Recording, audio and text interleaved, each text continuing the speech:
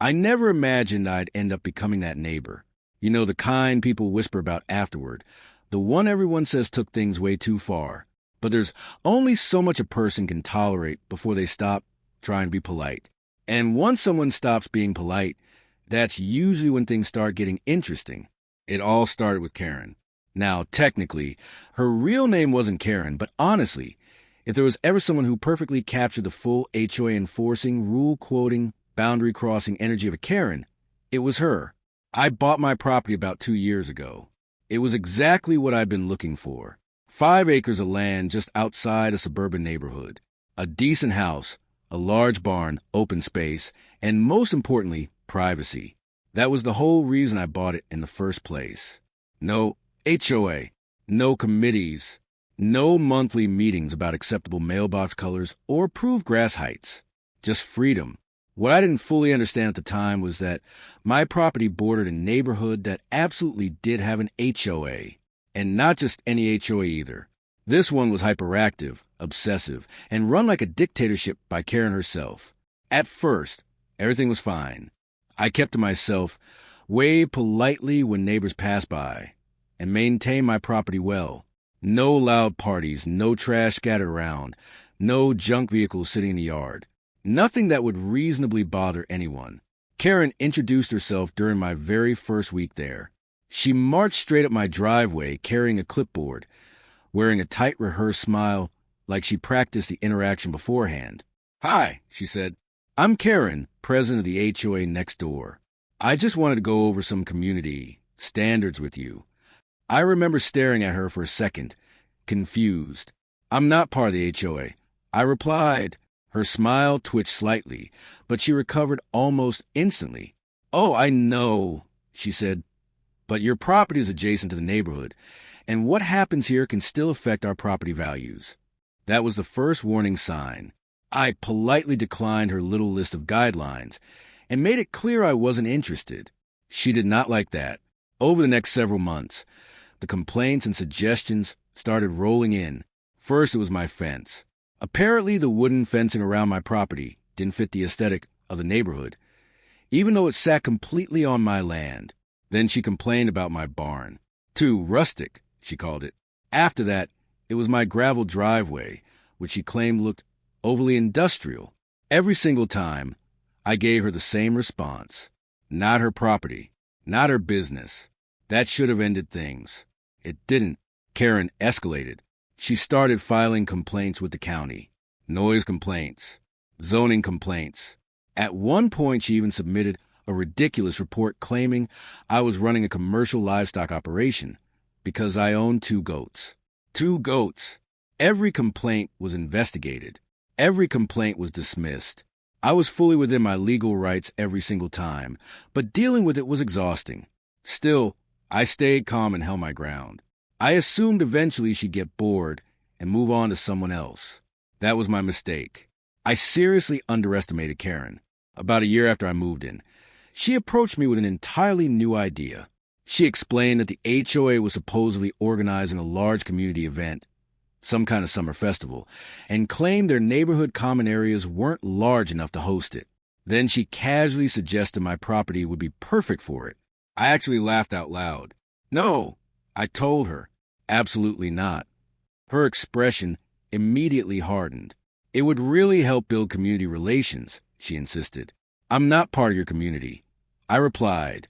That was the moment everything changed from mildly annoying to deeply personal. For the next several weeks, she went completely silent. No complaints.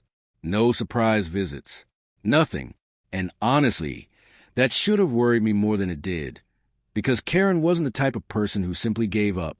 She was the type who planned. The day everything exploded started like any normal Saturday morning. I woke up early, made myself coffee, and stepped outside to enjoy the quiet air before the heat of the day settled in. That's when I heard it. At first it was distant, a low rumbling sound. Heavy engines. I frowned and started walking toward the front of my property. My driveway is long, almost a quarter mile from the gate to the house. So it took me a minute before I could actually see what was happening. And when I finally did, I just stopped walking. Buses, one after another, pulling up outside my gate. I counted them in disbelief. 1, 2, 3. By the time I reached 10 full-size charter buses, I honestly thought I had to be hallucinating. The driver from the first bus stepped out looking confused. Then another driver climbed out behind him. After that, passengers started pouring off the buses. Families, kids, coolers, folding chairs, an entire crowd. I hurried down the driveway as fast as I could. "What's going on?" I shouted. One of the drivers looked at me and shrugged. "We're here for the HOA Summer Festival," he said. "This is a location, right?" My stomach immediately dropped. "No," I said slowly. "No," I said firmly. "It absolutely is not." The driver frowned and handed me the paperwork he'd been given. And there it was, my address, listed as the official venue for the HOA Summer Festival. I didn't even need to ask who was responsible for it. Karen. I looked around at the growing crowd gathering outside my gate. Dozens of people had already arrived, and more kept climbing off the buses every minute. Families stood around confused. Kids ran between coolers and folding chairs, and people were starting to get impatient. Then I spotted her, standing near the front with her clipboard in hand, smiling like she owned the place. She walked toward me confidently. "Oh, good," she said brightly. "You're here. We were worried you might not be home."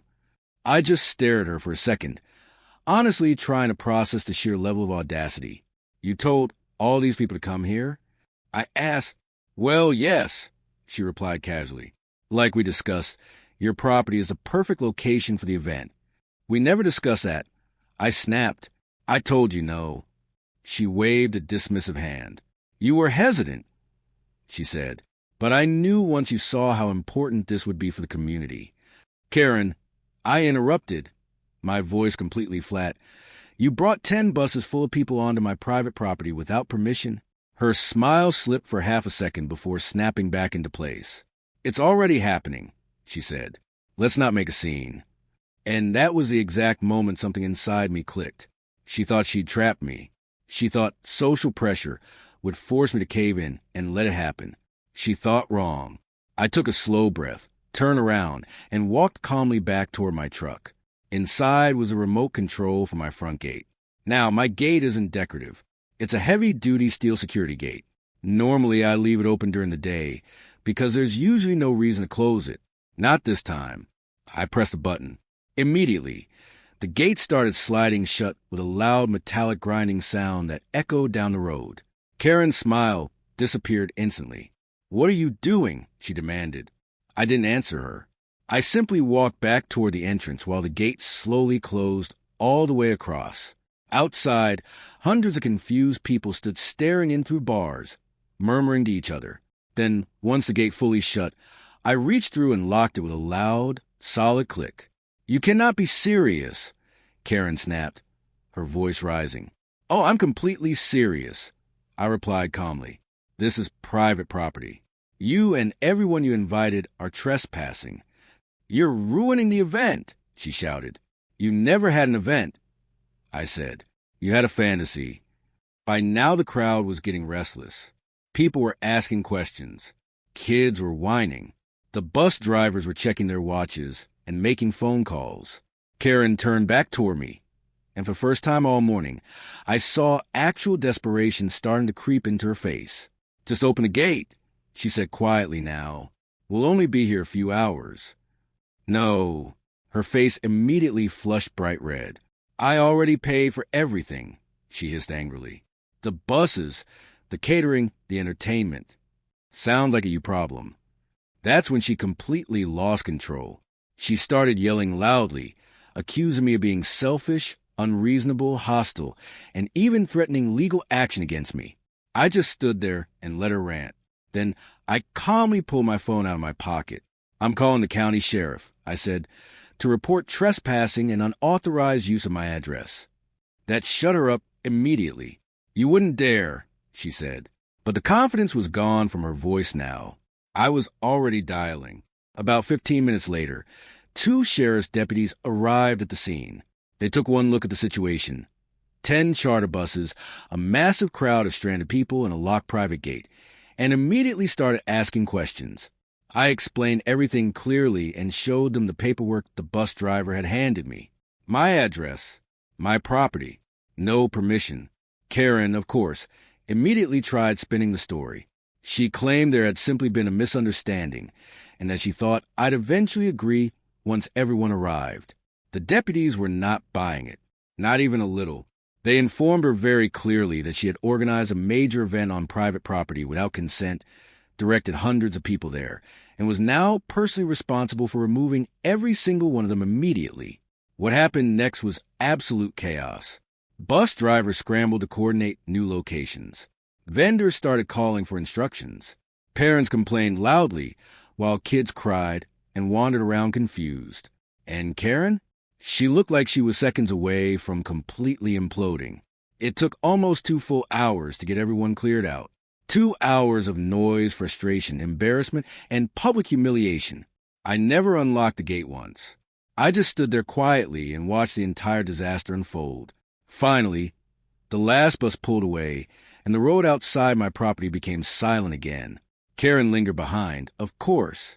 She walked up to the gate one last time, her face twisted somewhere between humiliation and fury. "This isn't over," she said quietly. I looked her directly in the eye. "It is for me," I replied.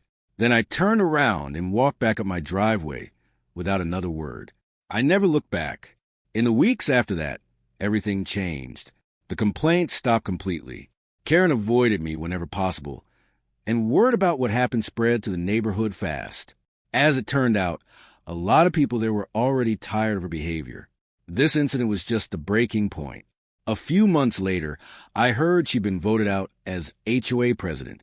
Honestly, I wasn't surprised at all. As for me, I still enjoy my 5 acres of peace and quiet every single day. My fence is still exactly the same. My barn is apparently still too rustic. And my 2 goats are still out there living their best possible lives. But these days, when I step outside in the morning holding my coffee, there's one thing I don't hear anymore. Karen. And honestly, that's probably the best ending I could have asked for.